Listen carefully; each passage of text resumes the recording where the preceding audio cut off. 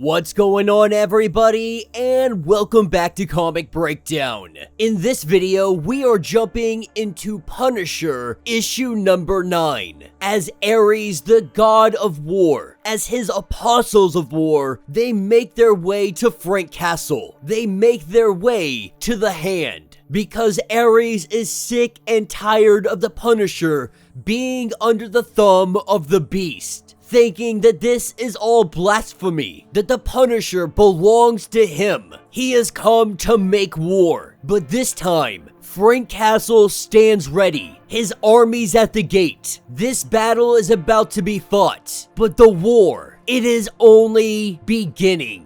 Now, make sure you guys have subscribed to the channel, make sure that you like this video, and with that being said, let's dive into this breakdown. Alright gang, so as we dive into this issue, we are picking up with Daredevil having a conversation. He is talking to Wolverine. He is letting Logan know exactly what is going on with Frank Castle, that he has become more dangerous than he ever has before, that the Hand, they have offered him something that he could not refuse, the resurrection of his family. Now, even Wolverine does point out that he has had his family offered to him before, and he made that person suffer, buried them alive. Why would this time be any different? But the Hand have their ways. They are good at what they do. Now, maybe Frank Castle was truly destined to be their High Slayer. Maybe he is nothing more than a pawn. The only thing Daredevil can say for certain is that the power of the Beast, now growing inside of the most prolific mass murderer who ever lived, present company excluded. But if Wolverine is gonna want some more answers, he is gonna have to go to Punisher and get them himself. What we are seeing is that Daredevil has no intention of fighting this battle one-on-one. He has no intention of this being a fair fight. He wants to bring down the Hand and Frank Castle. That is what throws us over to the Citadel of the Hand. The battle now underway. The God of War's tanks are exploding on sight. The front lines are charging at one another. And we see Frank Castle just cutting his way through everybody. With his beast-empowered guns, he's laying down that lead, he's slicing people with his sword, he is making an absolute bloodbath. As we watch Frank Castle just absolutely decimate Ares' forces, there is also narration from his wife, discussing how she always felt like the mistress, that war was always his true place, how she used to go and sneak out, go to the bars where veterans would hang out, wait for them to get drunk enough.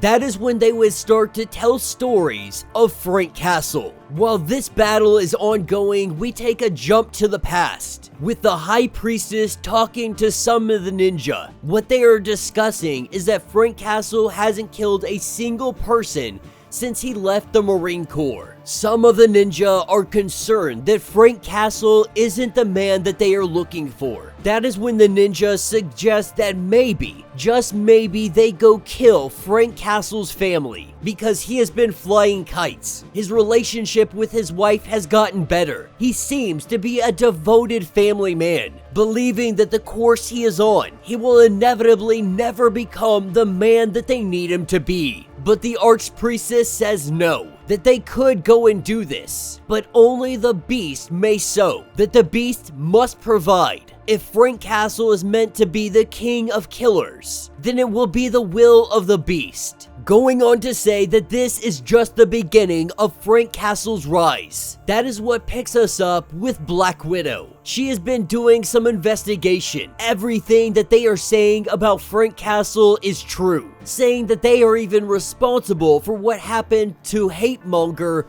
and a Hydra cell. Now, Black Widow doesn't find it surprising that he is doing this, but Captain America, the old soldier inside of him, had always held out hope that Frank Castle could be saved. But now that he has taken over the largest groups of assassins the world has ever seen, he supposes it is time that that soldier accepts defeat. As they prepare how to take down Frank, we are taken back to the battle, the High Priestess praying as the battle is ongoing. We see Maria, Frank Castle's wife, wielding a gun, walking through the halls, going up to the statue of the beast, saying that he is not allowed to have Frank because her husband is hers. But with the battle still raging on, we see Ares versus Punisher. The two of them going blow for blow, both of them bleeding profusely. Frank Castle using that beast-empowered gun. He puts a couple rounds into Ares' chest. Though this doesn't stop him, it slows him down. That gives Frank the opportunity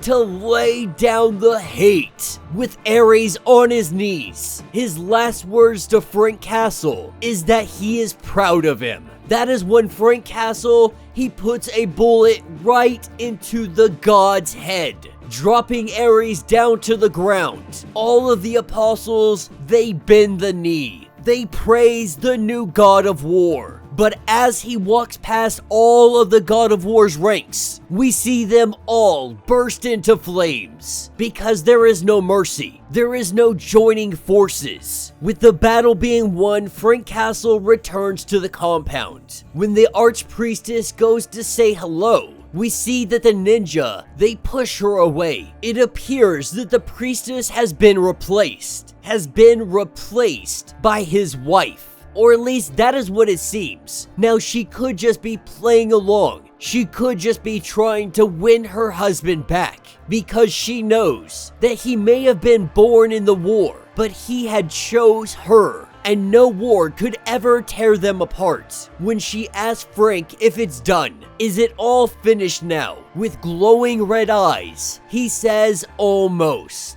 That is what takes us to the Midnight Mission. Moon Knight sitting down discussing how the Apostles of War were defeated and Frank Castle killed Ares himself. The others in the room shocked to hear this because Ares is a god. But the word is that the Punisher flies now. If anything that they have heard about Frank Castle is true, then they are all in agreement. They all imagined that this day would come sooner or later. The day where all of them finally have to answer the question, how do you solve a problem like Frank Castle? That is where we see that this is not only Moon Knight, but this is also the return of Doctor Strange. And that will be the end of this issue.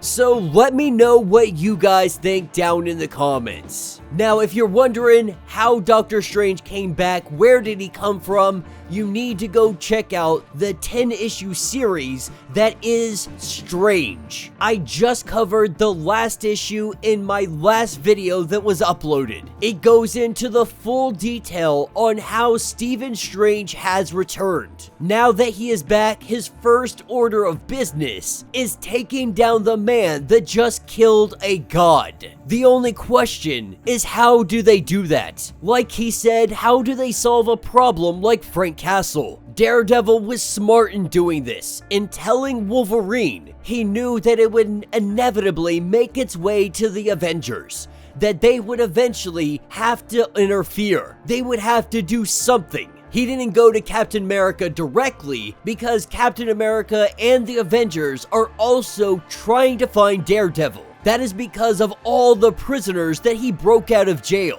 You know, from the outside looking in, you have Daredevil who is breaking out prisoners, building up his own army, and then you have the Punisher who just killed the God of War and also has his own army. You could definitely see how this situation looks horrible. The only question that is remaining, can the Avengers stop the war between the hand and the fist? Is it already too late? Is the confrontation between Daredevil and Punisher inevitable? And if it is, who is going to come out the victor? In the pages of Daredevil, we have seen the battle begin. We have seen him take the hand and go directly for the fist. By kidnapping a child, Daredevil felt as if he had no other option. And it looks like this war is about to be fully underway. Now, let me know your thoughts, let me know your theories, if you would like to get completely caught up on everything going on with this series. Go ahead and check out the link in my description as well as the top of this video. It will get you completely caught up on everything going on with Daredevil and Punisher. If you would like to support the channel, you can always do so by joining the channel membership. Much like Patreon, having 5 different tiers, from $1 to $50, from loyalty badges to getting free comics every single month. Not only does this help out the channel tremendously, but you are getting tons of perks in the process. Now, if you are unable to do this, do me a favor, subscribe to the channel, like this video, hit that notification bell, and with that being said, until the next breakdown.